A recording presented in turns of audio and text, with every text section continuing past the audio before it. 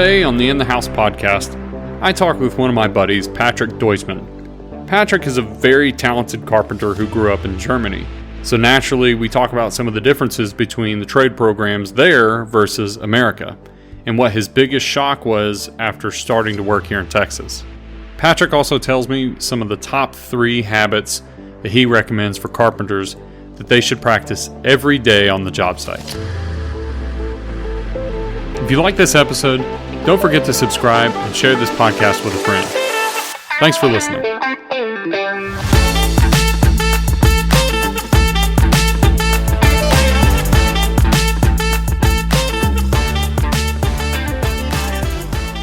Hello everyone. If you're a builder like me, you have undoubtedly spent a lot of time on the job site doing layout. Personally, I think it's one of the most fun parts of the process because you literally get to build the project in your head and get into all the details and see how they interact with each other. But what is frustrating is losing all of your marks and hours of hard work. Don't let that happen again with trademarks. 2 words. These extremely durable marks are waterproof and won't rub off. Locate and record locations for mechanical, electrical, plumbing, AV, and security devices. Record benchmarks, center lines, and other important information. Keep trades accountable to approved layouts. They come in a variety of shapes and colors to keep you and your team organized. See the benefits on your project. Visit www.trademarklayout.com and order yours today. Well, today on In the House, I have a very special guest with me. It's my good buddy, Patrick. So you're a carpenter, Patrick? Yes. And you hail from Germany. You're a German. And Germans are known for being some of the best, most precise carpenters and mechanics and engineers and right? That's what we get told from everybody else around us. But that's not true. No, we don't say that about ourselves normally. Well, you're very humble, Patrick. But but no kidding. I think you're one of the most talented carpenters I've ever worked with, and I mean that. And I wanted to get you on and just have a chat. So we got some what is this, St. Elmo Carl beers, and I wanted to open up with your history. I wanted to figure out, tell me about growing up and how you found yourself in carpentry. In Germany, you start apprenticeship early, normally at 15 for a trade. Yeah. And I was going to school. I was actually in high school already and then dropped out at 17 because I don't learn very well. Okay. Not like from a book. I'm more of like a hands-on person. Yes. It changed a little bit now over the years because what I learn now is applied to carpentry, woodworking. So there's a different interest there. But if you tell me, do you have to learn this about history or math or whatever? I'm just like, this is so boring. Yeah. I'm the same way. Yeah. So at some point, just became clear that in high school, like, this is not going to end well. Just why go through with this pain any further? So I dropped out and then went to trade school, and in trade school, pretty much straight A's.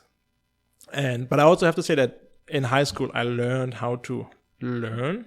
Mm-hmm. Because they teach you how to, read a text and make the right conclusions and side notes and stuff like this. So that helped a lot in trade school. So trade school was kind of missing that part. I wish there would be a stronger connection. Oh, really? Yes. Okay. Because in the German school system is already set up that there's like 3 different schools before you go into the workforce. And it has a lot to do with how you perform in, in middle school. Okay. And part of it is middle school, and then you go into high school. So normally the high school people then get a different type of education that's much more geared toward proper learning, so going to university and study. Okay. While the other 2 school paths are more geared towards trades and stuff. What would you say is the percentage of people who make it through high school and go on to a university versus people who go into a trade school? Wow, I have no idea. No idea. This is forever ago, right? When I was there, it's like 22 years now. Well, that's certainly not forever ago. Well, but it changed so much. Okay. Right? Like I have no idea. I have to look it up. Okay. So but so 15, you get through middle school and you decide, going to college isn't for me. I'm gonna go to trade school. 17, yeah. What was it about carpentry? I mean, to be honest, I don't know. I knew I had granddads that already were carpenters before. Maybe there was just something in my blood that way. Okay. I don't like necessarily working with muddy stuff and sand, so all drywall work, masonry drywall. Just already was out of the picture. Plaster, yeah. Yeah, and then the same with oil and cold metal, just wasn't for me. So yeah, what it is, yeah. Woodworking. Yeah. Well, Jesus was a carpenter, so you're getting closer to God every time, every project. No, but joking aside, I mean, so construction is very different over there. Yes. Carpenters, or here in America, I mean, what we think of as a carpenter is, I guess there's two categories, right? There's like rough carpentry, which is framing, right? Yes. And then there's fine carpentry, which is more like your trim, your millwork, and even furniture. Yeah. So there's rough and fine carpentry. But is it similar in Germany, or like I know we've talked about this before, and you handle a wide range of scope over there. Yeah. And it's much more focused here in America. So trade school in Germany take 3 years. The first year, at least in my state, you spend the whole year in school where they teach you all the basics for how to operate the heavy machinery. Yeah. Like big table saws, planers, joiners, all that stuff. Safety trainings. You learn how to spray paint too. Learn everything about the different types of glues, the right procedures for sanding, and that's so cool. Reading drawings, you learn how to draw itself. You learn basics of CNC operations and making nestings and draftings there. So they really prepare you for going into a carpentry. Yeah. And then the second and third year is half. Yeah. So you normally spend 3 days at the carpentry and 2 days in school. Okay.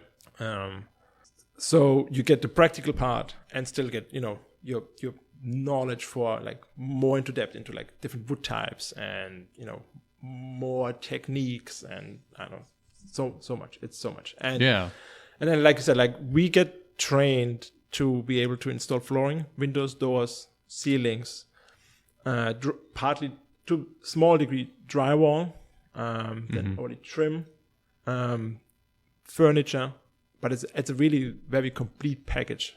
That guy that already comes to the workshop already knows how to operate the machines and stuff, so you don't have to worry about him being unsafe there. Yeah. And like this guy now has to watch me first for 6 months how I cut something on the table, so he already knows. Yeah.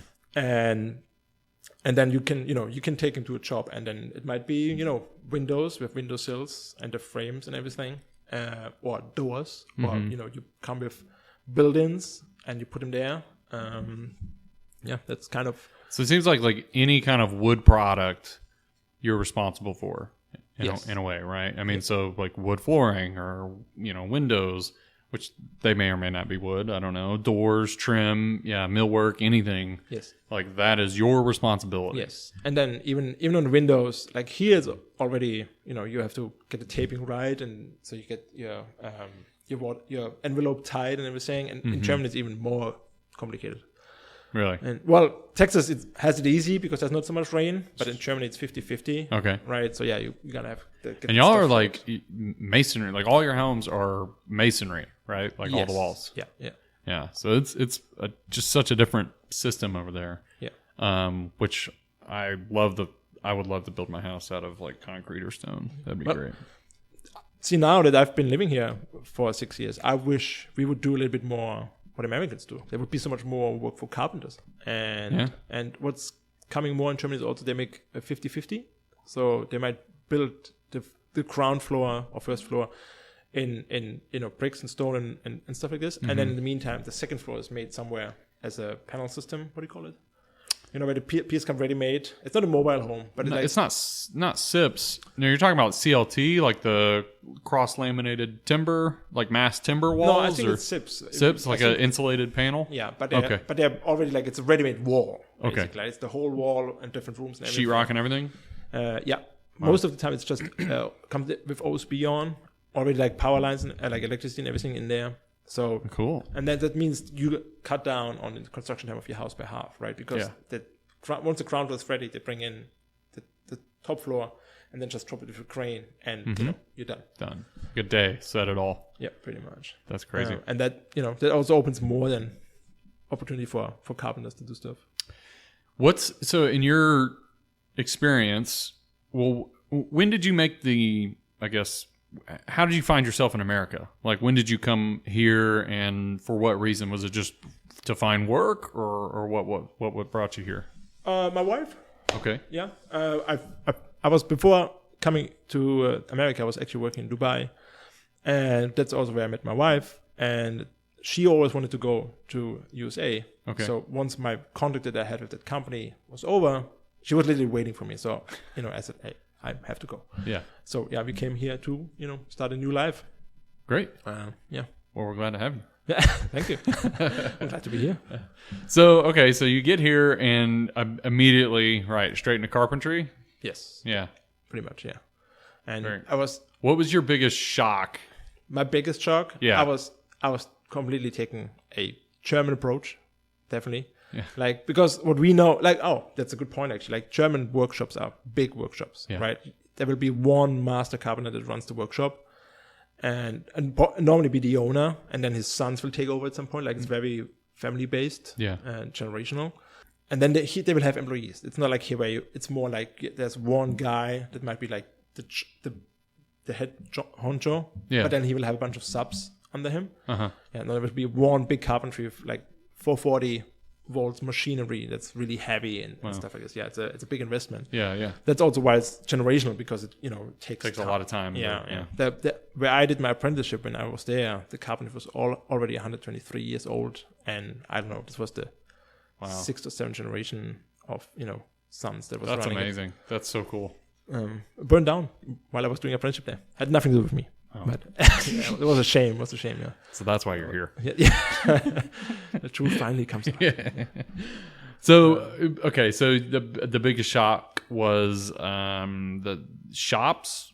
Yeah, because like I said, I set up a big shop and big machines. Yeah. Or try to, at least. And we don't have that so much here. Yeah, and then the jobs just works completely different here. And it's I had the wrong approach there. It's like a job trailer, basically, as their little shop. Yeah. And or garage. Yeah. And by now I have to say, I think as Germans we should, do a little bit more of that instead of all those, because those big carpenters now are struggling so much. Yeah. With a lot of that smaller work can be given to subcontractors that don't need an actual carpentry education, like flooring.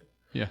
Or some doors and stuff like this. But they are not allowed to do windows, for example, or wall paneling and ceilings and stuff like this. So there's still some separation, but this everyday money, like flooring that the carpenter would do, fell all away. So a lot of carpentries slowly died away because that those normal shops that you would always take to just have some cash flow would fall away, right? In Germany? Yeah, in Germany, to cheaper subs. And I think that's what I'm saying. I think if some of those carpenters would have started dialing down, taking more of an American approach, do a little bit more on site. Yeah.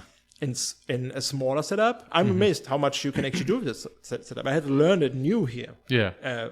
So my carpentry education got a whole new twist to it being here that I hopefully can take back to Germany maybe at some point and take approach there with that. So there was just very little on-site work. I mean, yes. So you take, how does that work? I mean, I get cabinets. Yeah. I mean, you can site build cabinets, but so you're taking all that back to the shop, right? You're taking site measurements, you're doing your design, whatever, and then you make the cabinets and bring them back. But I mean, there's always millwork and things that need to be, that need to happen on site. Yeah. Well, what they already hammer into you in school is when you go to the client, you want to spend the least amount of time there and make the least amount of dust.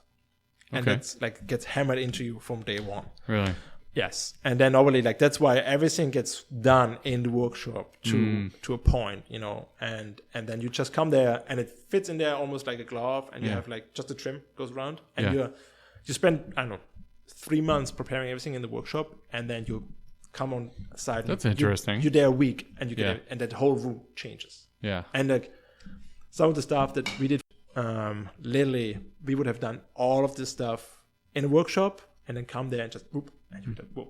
Yeah. Yeah. Well, this way with how it's done here, it's you need less planning in the beginning because you can, get some good idea. So 80% done. Yep. What you want to do, and then you go at it, and then you just have to figure out the last 20%. Right. While in Germany, you really have to go 99%, and the last 1% is the what you don't know about. The little details stuff. Yeah. Yeah, we Americans, we like to, if you're not there on site working, then we just assume you're just being lazy. You're not doing anything if we can't see you do it. But what else? I mean, what other differences did you notice, between one of the big things that I noticed is just your education. I mean, we have trade schools here, obviously, but they're vastly different. I mean, it doesn't seem to be, and I don't know, I didn't go through a carpentry trade school, but it doesn't seem to be as in depth. I mean, is that your observation as well? I mean, I can only speak for Texas, right? Because, sure. Okay. I've been here the whole time, and here there's nothing, right? There's some carpentry schools. You can go and learn carpentry. Yes, but it's like furniture making. Yes, and even there's limited. It's like a weekend thing or something like this, Right. And it's not as complete as it would be what we do in Germany. Mm-hmm. The thing is also during our apprenticeship, they also teach you not only just the manual thing, they also teach you how to make your own drawings, so you can make your own furniture drawings and stuff this, right? Which is a big part sometimes that's missing here.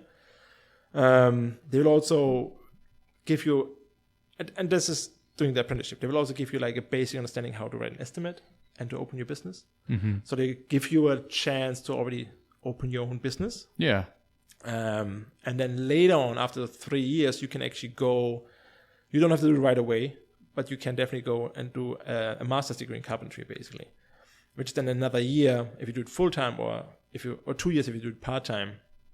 And then I want to say it's 60-70% business oriented, where it's how to do your accounting, and how to get an LLC off the ground, and funding, and and how to pay mortgages, and how this all works. They go really into it's business school with carpentry on the side, I want to say. And I think that's what's ultimately missing here in a lot of ways, not just carpentry, but just across the board, education across the board. It's they're not giving you the life skills that you really need, how to start a business, how to manage a budget, things like that. Those are very critical things that you can apply not just to a business but to your personal life. And it's they're not teaching you that stuff. Yeah. I wish some of back then in school, not all my peers, the right word, the other students wouldn't pay enough attention to that business part necessarily, because they were so much more interested in just getting the wood in shape. Yes. But then for me, the business part became interesting too, because it made me realize what's kind of going on in the background. And we would only, scratch the surface. Once I went to the actual the master school, we would go so much in depth. I would this is what my boss been doing this whole time. Right? I have to write an estimate. And we would write several estimates during school time just to practice it. Sure. And it would take me sometimes 3-4 days to figure something out, depending what the project was they were throwing at us. Yeah, I'm holy macaroni! How to and here in the USA, it's also hard to get that money actually for writing an estimate as a carpenter, right? Because people want to see you working, and they don't see that estimate being done. But a well worked estimate takes time, and should normally help the client to understand the actual price, and there should be less surprises of change orders, right? And but you also know what you're getting into, so you're not oh my god, I'm already 120 hours in, and I have to be done tomorrow, but I need another 2 weeks. That's so critical, and that's good knowledge though, to be able to learn. And like I said, I think that's what's missing. It would sure help a lot of. It would help a lot of people. Yeah. But so if you can briefly, what are some habits that you do, that you practice daily, that you think all carpenters should practice? Yes. I probably have a lot, because I like to have a bunch of systems set up that will just help me do my stuff with more consistency, and to turn out good. Not everybody's like this, but some that are more that you can apply more for everybody. It's like I would say you should always, and this is also learned. This was not, I didn't do this from day one. Yes, right. Of course. This comes with experience. Definitely always verify your dimensions. Right. If you not necessarily were the guy that took original dimensions on site, right? Definitely check dimensions on site. Absolutely. Then check dimensions on the plan, and even do sometimes the math on the dimensions on the plan if there's like consecutive stuff that goes next to each other. Yes. Because a 16th repeated 16 times is a whole inch, right? Yep. And then all of a sudden, that whole wall is too short. Yep. And then also, once the actual furniture comes in, or the cabinetry, check the dimensions on those pieces too. Because even there, sometimes, and I'm just made this experience yesterday with the guy that made the design for what I'm installing right now, and then who actually made the cabinets. They are working together, but they're not connected. Sure. Because the guy that designed it, he went with material thickness of 23-30 seconds, but then what actually was used was a true 3/4. Sure. So everything is just a little bit too big. Yeah. Yep. And now I'm struggling on site to get this in where it's supposed to be and look nice. Yeah. Right. So my first day starting this new building I'm on was literally pretty much verifying all the dimensions, figuring out where the problems are, and I already found a few spots that had to be modified before I even got started.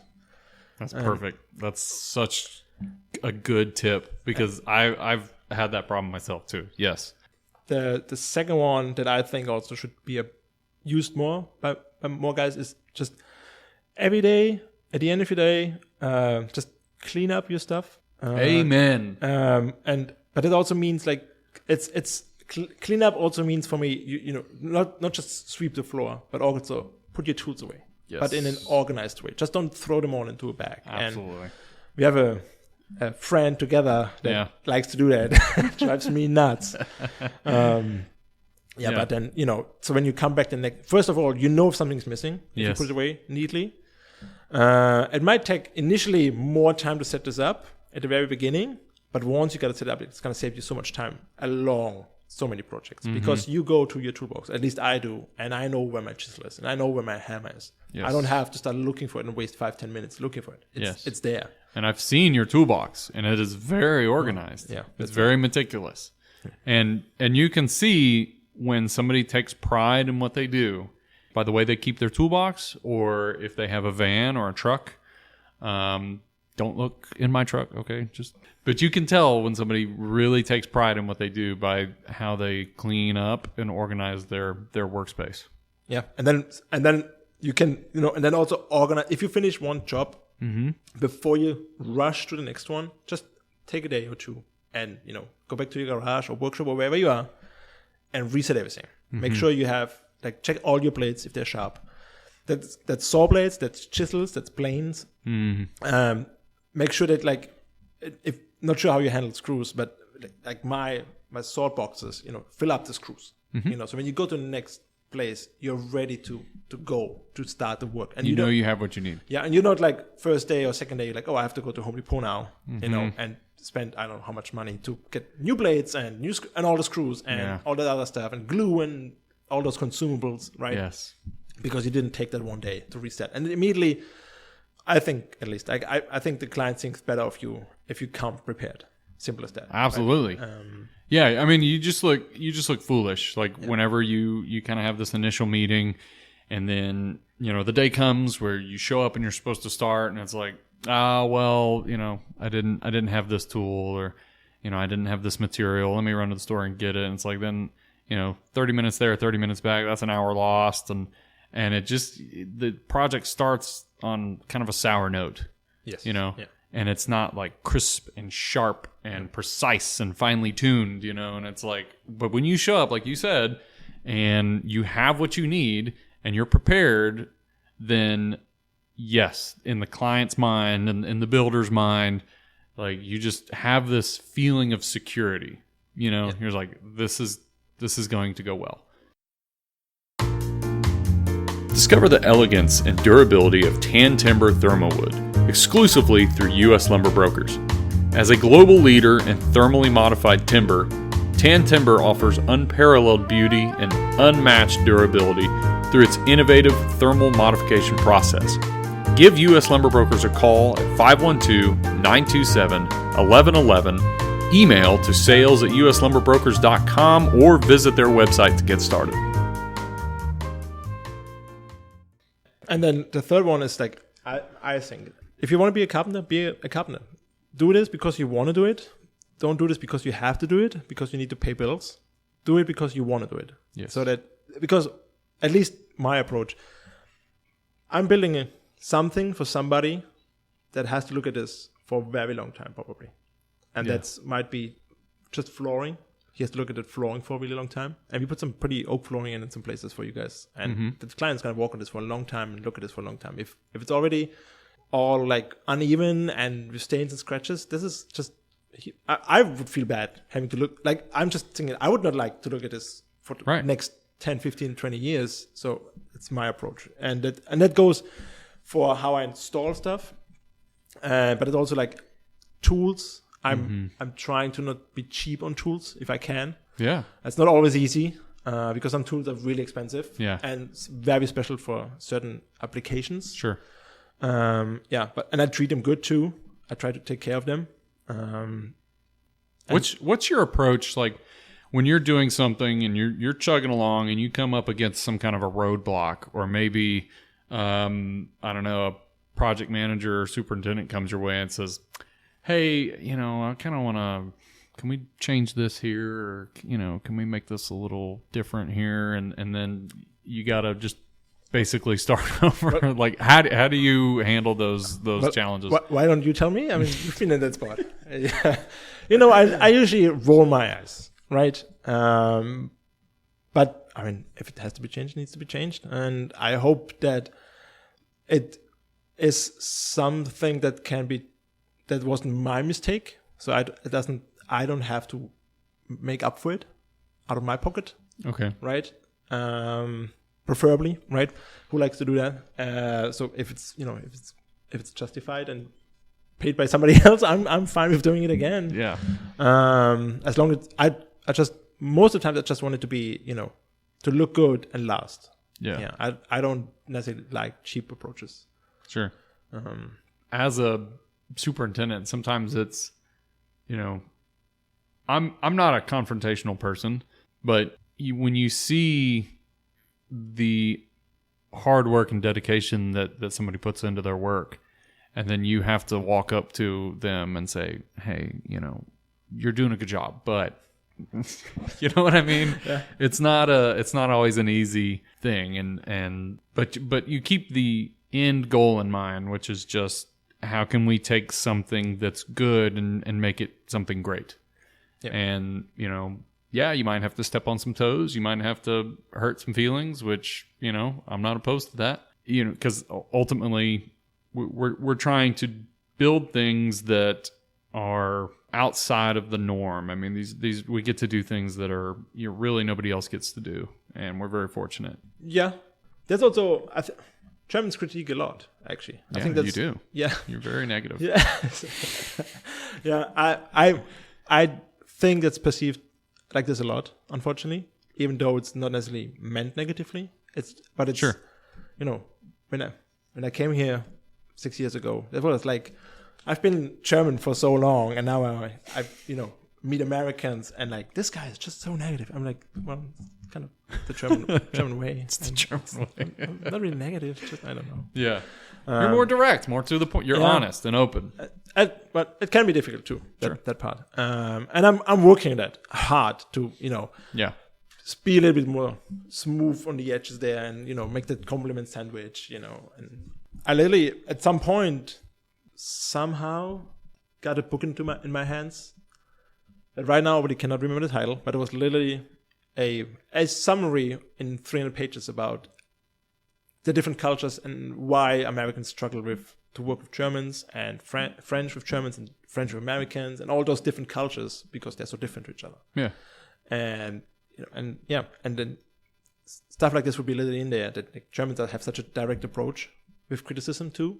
Mm-hmm. And then then the soft approach with the compliment sandwich from the Americans. And there was literally one of the examples was that like Germans we have to make a building somewhere, let's say, and we will plan it like from the get-go. We will spend 5 days just planning. Yes. And then we'll execute.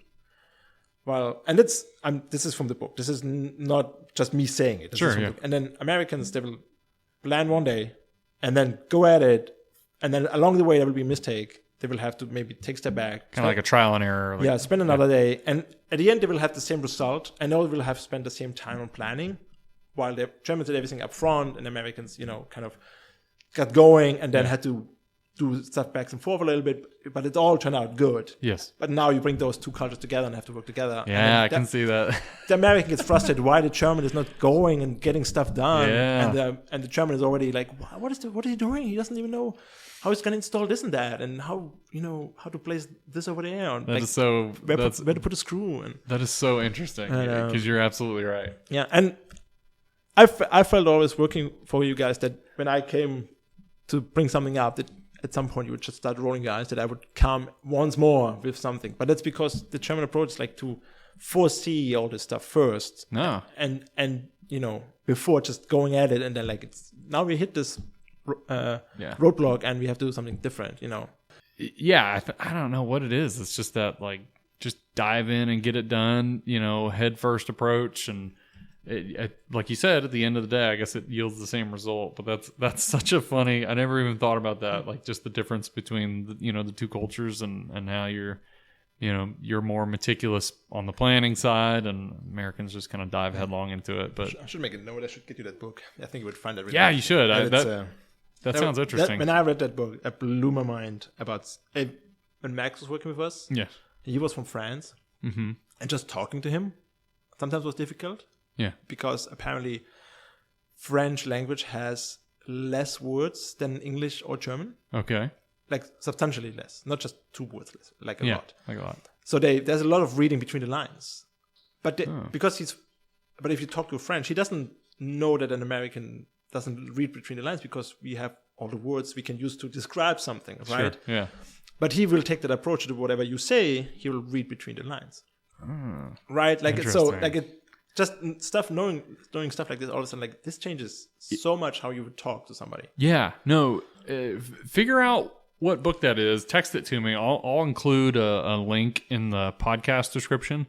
So if you're listening, I'll include a link for this book that we're talking about, and we can go check it out. But yeah, I would love to get my hands on that and learn. That's really interesting. I think a good part of the trade school, those 3 years, you will know if you like carpentry or not, if this is really what you want to do. Mm-hmm. You don't go buy all the tools, get a truck, start working, and after a year, like, ugh, I don't want to be dusty. I don't want to sweat. Yeah. I don't like to pick up stuff. Why did I do this? In the first 3 years. And it's not too late. You can still change, right? Yeah. While here, now you have a truck, you have all the tools and everything, and you got clients and commitments, and this is how it's going to be now. It's going to be much harder to make a transition maybe. Yeah. But it's definitely what I like. It makes the barrier of entry a little lower, right? Sure. So you can take a soft approach, take small projects, maybe start with some baseboard, get a feel for it and stuff like this. Yeah. Which you can do in Germany. Yeah. I think that in general, everybody would benefit from some training, more training on so many levels. I agree. It also, does it have to be as complete as in Germany? I don't know. It helps me many times that I know how windows get installed and what's the envelope and how this all has to be enclosed, because I have to maybe butt up with cabinetry next to it, or even doors, stuff like this. Sometimes, like, I don't need to know something very specifically in detail, like 100%, but just having like this greater knowledge about some other stuff helps just to makes you more well-rounded. Yes. Yeah. That's exactly what I was trying to say. Yeah, because, I mean, like you said, some of your work may come in direct contact with somebody else's work, which it always does. But like with windows and doors, if you're doing jams or casing, You know, there might be some kind of flashing that you have to work around, or some kind of pan, Yep. you know, a flashing pan that sticks out a little too far or something. And maybe somebody who doesn't know what that is, they might just lop it off and keep on going. And, you know, but it's like, you can't do that. Yeah. You can't modify a pan like that. Using the right wood for the right application. You know, it's just that too. Yes. Don't use the right don't use poplar to make windows. You know, for yeah. example. Yeah. Exactly. And but also then sometimes it helps. Also sometimes we work closely in with the guys that do the finish. Yeah. So it helps them also sometimes that we know already like to treat the wood a certain way, so it makes it easier for them later to get a better result. Yeah. Less work for them, which is maybe a little bit more, but more work for us at that moment. But it would be much more work for them if they would have to do it while it's installed already. That's great, and that's such like a servant's attitude, a servant's heart. Like, you know, what can I do to make somebody else's life easier? Yeah. You know, but it's and again, but we also because we're trying to get the best possible result at the end together, right? Yes. And that's if I would not know about how spray finish is applied and how they work, and how certain glues will react with certain finishes and stuff like this, you know, I might use the wrong thing, and then now the painter is like, wow, how I'm gonna fix this. Yeah. Try not to swear. that's I think that right there, I mean, that's very critical, like I said, and especially in our line of work and doing really high-end products. I mean, that is critical information. I mean, the right adhesive can make or break, you know, a finish, like you said. And yeah, I mean, if your window might fall apart because it rained on it, you know, and you used the Type 1 instead of Type 3, stuff like this. Yeah, it's so more some basic training, and the basic has to be defined, right? Like how far you want to drive that, and what's too much and what's not enough. Yeah, you know, because there's so much out there. But well, I wanted to end with one last question, which is, if you could change something about the construction industry, what would it be? What would it be? I was afraid of that question. No. What would it be? There should be a metric here. No, everybody else should be on our standard. Yeah. That does present some challenges. Is that your official answer, that America should adopt the metric system? Well, now I got used to the imperial, and it's okay. It works, you know. Of course, it's superior.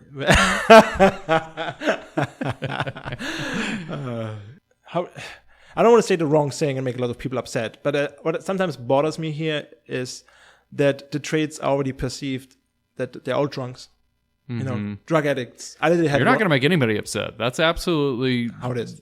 Well, a lot of times it is, but you're absolutely right. That is this, like, people have this preconceived notion about, like, people who work in trades are like, they're low income, or they're people who have given up on their future, and this is all that they can manage to do, right? Yes. And you're absolutely spot on about that. That way you also attract those people only, right? Because, like, why would somebody that is smart and, you know, capable and, like, really good at it, why would he do this? Why would he go at a job where everybody thinks he's going to be drunk? You know, it would be nice if that would change a little bit. How do you change that? Well, hey, that's a good question. It's in Europe, it's different because the trades are really appreciated, you know. Yeah. And my sister would agree at the moment. Mm-hmm. She's a hairdresser. Uh-huh. She just opened her own business. But they're more appreciated than they're here for sure, you know. Because, you know, there's a professional coming. You know, there's not just a handyman or some contractor coming. There's a professional coming to do his work, you know. Yeah. That's a difficult problem to solve, and it's definitely not going to, you know, it's not something that's going to be solved overnight. No, yes. But I think, having some kind of program, some kind of system in place that, you know, gives kids, you know, I think it could be implemented at a young age where, you know, maybe they don't see college as an option, or, you know, they have no interest in it, but they want to go into business for themselves. And you know what, maybe they don't necessarily see carpentry as an option, but they get an introduction to it. They get a feel for it, and they're like, man, this is awesome. Like being able to create something out of nothing, to be able to, take this raw material and to turn it into something that's usable and that like brings you joy and happiness. Like, that's an amazing skill to have. But now you say it, and when I was doing trade school, there was also a transition in the trade school system, and they added you could, I think now it's standard, but during my time you could add on more classes in the evenings to actually get a bachelor's degree. But you basically, so you could finish your trade school and you would learn like a second language and some higher math and stuff like this. Yeah. And then you could go to college with that one. So the trade school would still open you the path to actually go to college. Oh, okay. So you went, before it was like now you're a carpenter, done. Mm-hmm. But now you actually can take that knowledge you learned those 3 years and you can now go higher education and actually become an engineer for something, right? And it helps because you have that base knowledge of how you actually build a house, for example, right? Yeah.